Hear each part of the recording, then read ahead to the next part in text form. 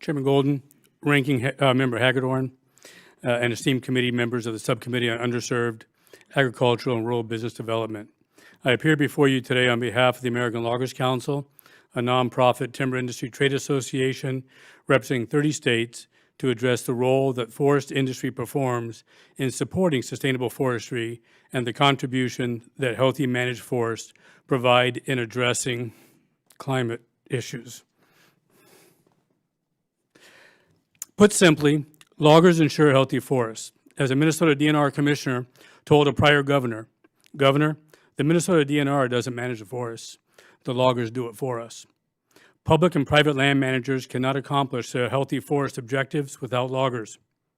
Healthy forests depend upon a healthy, stable, sustainable timber industry. You can have both, but you cannot have one, healthy forest, without the other, loggers. The logging industry represents jobs in rural America. Although the timber resource continues to increase, logging capacity continues to decrease. This is the result of minimal profit margins, high capital investment requirements, forest product mill closures due to shifting markets, including the COVID pandemic, for traditional forest products such as paper, and workforce development challenges. For the most part, loggers have not seen much, if any, increase in the delivered price for wood sold to mills in the last 10 years. While during the same period, equipment costs have increased 30%, insurance premiums have increased 20%, and recently, fuel prices have increased 50%. When lumber prices skyrocketed this year, most loggers did not see any benefit, and in some cases, actually experienced price cuts. From a workforce development perspective, the timber industry workforce is aging, with the median age being well over 50 years old. The workforce is predicted to continue to decline by 14% over the next 8 years. Logging is difficult and dangerous work, but those risks are not reflected in the wages and benefits paid. Logging is not competitive with other comparable industries, and younger workers are not entering the logging industry at the rate that older workers are leaving. One of the greatest challenges is transportation. There's not enough trucking capacity to meet the demand. Additionally, insurance rates in some regions are $10,000 to $15,000 per truck per year. Trucking is the weak link in the timber industry supply chain.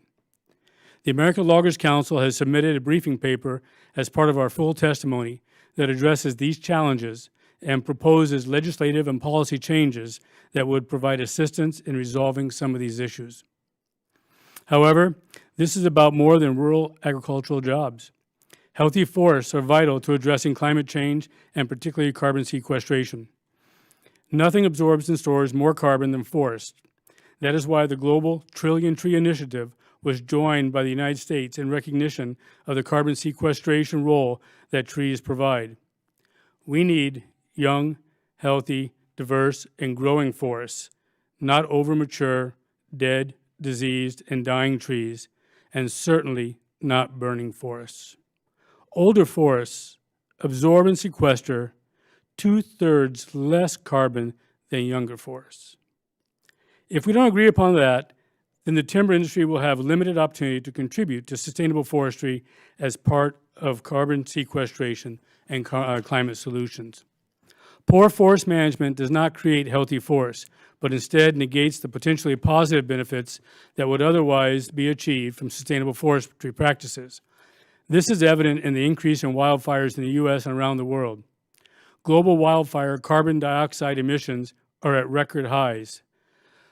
The Copernicus Atmosphere Monitoring Service of the EU found that burning forests released 1.3 gigatons of carbon dioxide last month alone.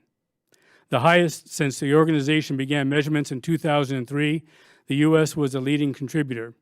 Scientists are concerned that areas with dense vegetation, including many of our national forests, are becoming a source rather than a sink of greenhouse gases. A recent study that the U.S. Forest Service participated in acknowledged that a warming climate has extended the wildfire for obvious reasons. However, the study found that climate change accounts for just 14% of the influence on more destructive wildfires, while noting that live fuel was the largest factor, accounting for 53%. Last May, I had the opportunity to fly over and survey the aftermath of the wildfires in California. A video of the helicopter survey was produced and is included in my full testimony for the congressional record. If that video does not initiate an honest, science-based dialogue to develop a new national policy on forest management, wildfire mitigation, timber salvage, and restoration, nothing will. Sustainable forestry, practiced and performed by the American timber and forest products industry, is part of the solution in meeting the objectives of climate initiatives.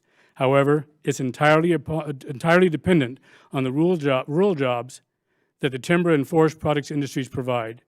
The timber industry, healthy forests, and rural jobs are the climate solution. Thank you, and I look forward to answering your questions.